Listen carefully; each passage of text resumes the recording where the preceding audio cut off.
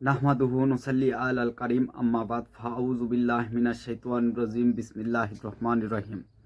সমস্ত প্রশংসা মহান রব্বুল আলামিনের, তার পিয়ারা হাবিব আহমদ মুহাম্মদ সাল্লাল্লাহু আলাইহি ওয়াসাল্লামের উপর দুরূদ ও শান্তি বর্ষিত হোক। পাশাপাশি বিশ্বের যত নবী রাসূল, অলিয়া উলিয়া, গাউস কুতুব, পাগল দরবেশ শাহিদ আছেন, তাদের প্রত্যেকের উপর শান্তি বর্ষিত হোক এবং প্রত্যেকটি জীবের কল্যাণ হোক।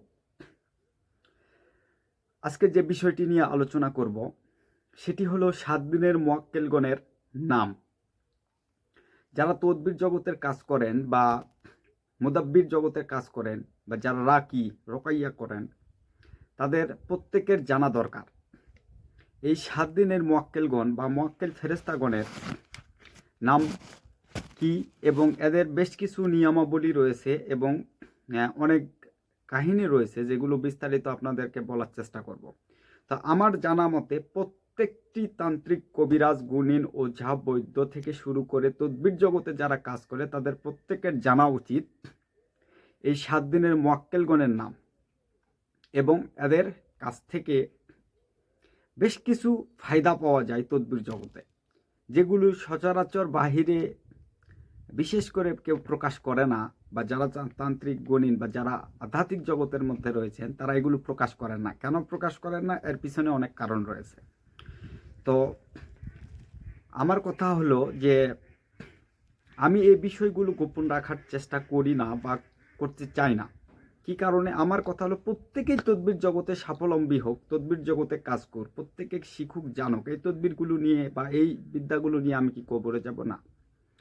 আমার উচিত প্রত্যেকে জানানোর জন্য, আমার যতটুকু জ্ঞানের গভীরতা রয়েছে সেতটুকুতে আপনাদেরকে বোঝানোর জন্য, জানানোর জন্য। তো আপনাদেরকে যে বিষয়ে আমি বলতে চাচ্ছি সেটি হলো 7 দিনের মুয়াক্কেলগণের নাম। তো 7 দিনের মুয়াক্কেলগণের নাম ইমাম গাজ্জালি রহমাতুল্লাহ আলাইহি তার একটি গ্রন্থ রয়েছে, যে গ্রন্থটির নাম শাররুল মাসউনা অল জাহারুল মাকনুনা। এই গ্রন্থে লিপিবদ্ধ করা রয়েছে। তো প্রত্যেকটি আমেলের বা প্রত্যেকটি তদবিরকারীর এই বিষয়গুলো জানা কর্তব্য। কি কারণে কর্তব্য? এর বেশ কিছু ফায়দা রয়েছে।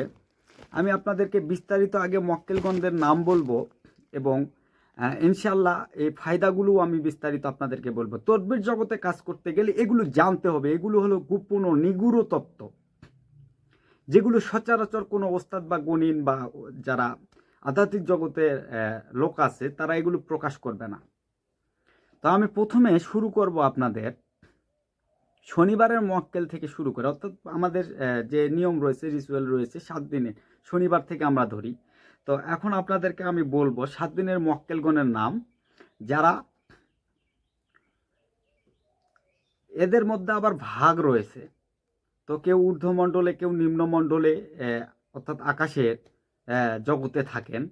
তো প্রত্যেকের বিভিন্ন পৃথিবীতে কে আছেন, উপরমণ্ডলে কে আছেন, এই বিষয়গুলো আমি আপনাদেরকে জানাবো। তারপর ইনশাল্লাহ বিস্তারিত বলার চেষ্টা করব যে কিভাবে এর একটি আমল রয়েছে, যে আমলটি করলে ইনশাল্লাহ, বা যে আমলের আগে যে এদের যে বিষয়গুলো রয়েছে এদেরকে সালাম দিয়ে আমল করলে ওই দিনের যে মুয়াক্কেলগণ রয়েছে আপনাদেরকে যথাসম্ভব চেষ্টা করবে আপনাকে প্রোটেকশন দেওয়ার জন্য, বা আপনার সেই আমল আর তদবিরাতের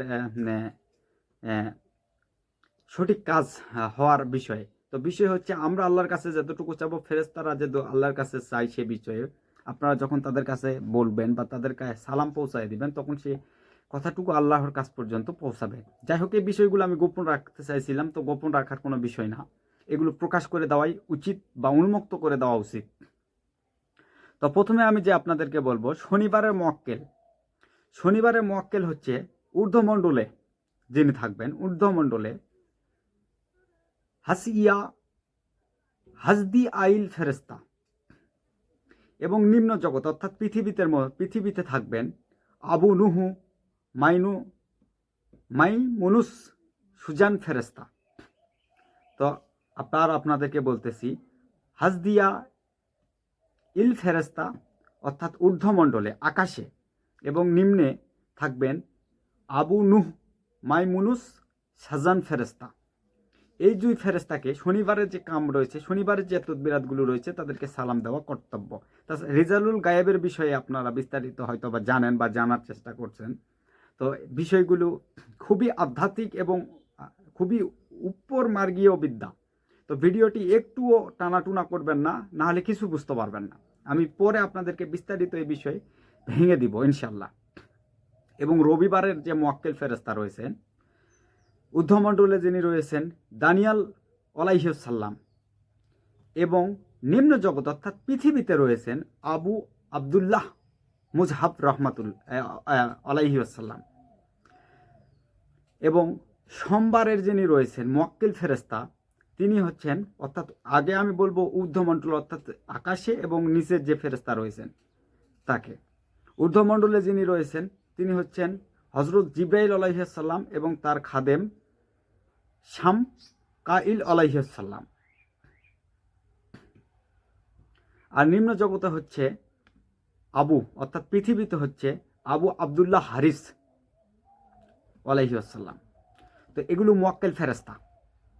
তো আমি বিস্তারিত ভেঙে বলবো আপনাদেরকে কিভাবে কি করতে হবে বা কি করতে হবে। যাদের প্রয়োজন লিখে নেবেন, অবশ্যই লিখে নেবেন। এই নামগুলো আপনাদেরকে স্মরণ রাখা এমার্জেন্সি। যারা তদবির জগতে কাজ করেন, এগুলো না জানলে তদবির জগতে কাজ হয় না, হতে পারে না, হয় না, সহজে হবে না।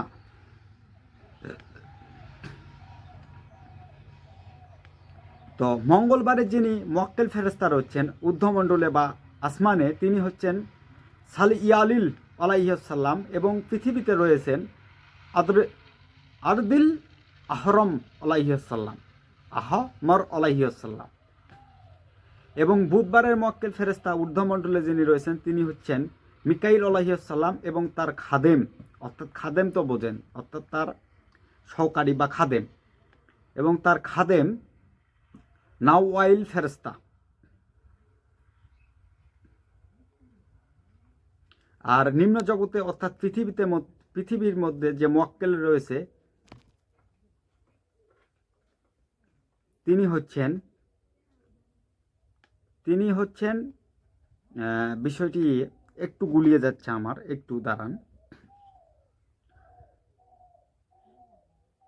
হ্যাঁ, দুইজন ফেরেশতা রয়েছেন। একজন হচ্ছেন দোবাইয়াহ এবং অপরজন হচ্ছেন ইরকান। এবং বৃহস্পতিবারে মুয়াক্কেল ফেরেশতা ঊর্ধ্বমণ্ডলে রয়েছেন সুফিয়াইল ফেরেশতা এবং নিম্ন জগৎ অর্থাৎ পৃথিবীতে মধ্যে রয়েছেন সৈয়দ শাহু দাস ফেরেশতা। এবং শুক্রবারের মুয়াক্কেল ফেরেশতা ঊর্ধ্ব জগতের অর্থাৎ আসমানে রয়েছেন আইনাইল ফেরেশতা। আর নিম্ন জগৎ অর্থাৎ পৃথিবীর মধ্যে রয়েছেন আব্দুর রহমান, এবং তার উপাধি নাম হচ্ছে আবু ইয়াদ।